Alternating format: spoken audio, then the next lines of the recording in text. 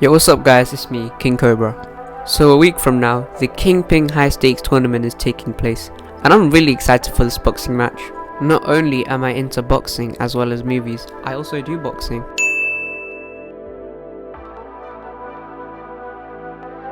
So yeah, expect a lot of boxing videos as well as film videos. So anyways, getting back to the point of today's video, today we're going to do the predictions for the Kingpyn high stakes tournament quarterfinals. I'm going to do predictions for the tournament only because L Brook is the only person there who actually has any boxing experience. Neither of them have been in a boxing ring before, so it really wouldn't make sense to judge off their training. I mean, not really. Whereas the men, all of them have been, I'm pretty sure all of them, well most of them have had some fighting experience. Alright, so first up we got Ed Matthews versus Blueface. Blueface, baby. Yeah, Obviously Ed Matthews has been in the ring before. It was last year when he defeated Simple Simon with a round 1 knockout, which would be pretty impressive if your opponent actually knew how to box.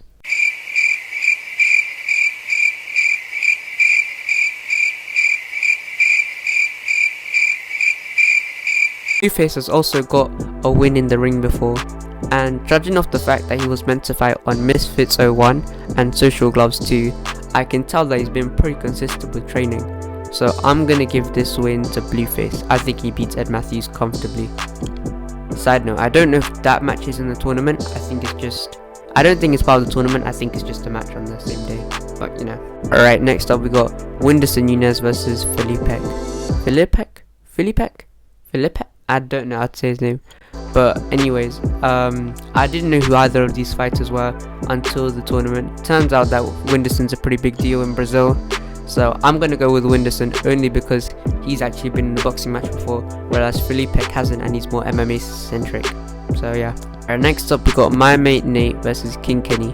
I think this fight is heavily slept on, as not many people know my mate Nate, but I think this is gonna be a banger fight.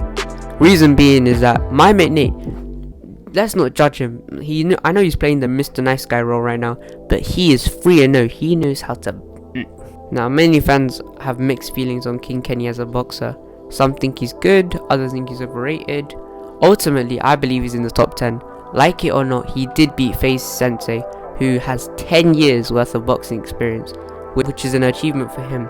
But ever since the Ashley Raxu loss, I think he's looking for redemption, and he's out to kill.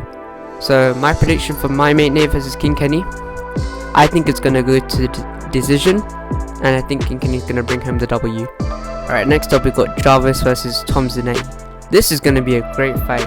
We have the technical fighter in Jarvis versus the brawler in Zanetti. It's been a year and a half since we've seen Jarvis in the ring after he got that round 2 knockout against Michael Lee, and most recently we've seen Tom Zanetti in the ring go toe to toe with Slim and actually go the distance and cause some trouble for him, which I thought was pretty good. At first I had Zanetti winning this, but after thinking about it, I feel as if Jarvis is more technical and more skilled than Zanetti, so I feel like that's the thing.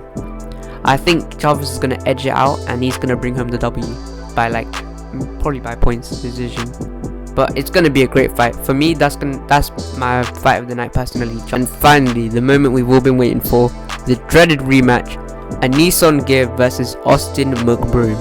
Honestly, I think this fight is a lot harder for Gibb than it seems. Yes, in the first fight, Anisong Gibb was destroying Austin McBroom. Like, bro got knocked down like 5 times.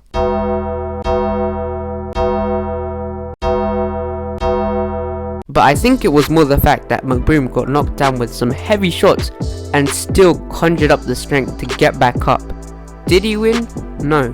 But it's the fact that he still had the mindset, the champion's mindset, to get back up and at least try and finish the fight is what scares me for this fight. Austin's reasoning for why he lost the first fight with Gibb is because he had COVID. But even with that, he still managed to knock him down in the first 40 seconds, which I thought was pretty impressive.